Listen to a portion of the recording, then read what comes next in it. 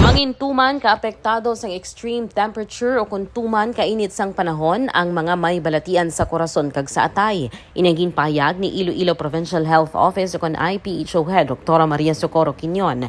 Sa interview sa K5 News FM Iloilo, sulo sa Dr. bangod sa climate change, ang temperatura ang nakaregister sang pinakamataas o record high kag mahimo nga ini ang mas magtaas pa.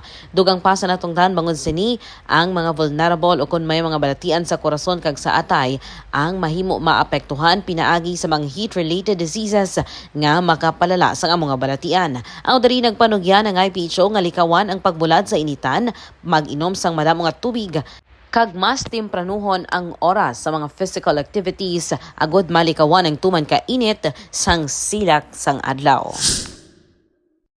Kay man ang ato ni nga extreme na temperature can lead to heat-related illnesses, symptoms of which include dehydration, di ko may kidney problem na da siya, or may renal problems, or may heart condition, ma-worsen pag na, no? And this could lead to also electrolyte imbalance, no? And the likes.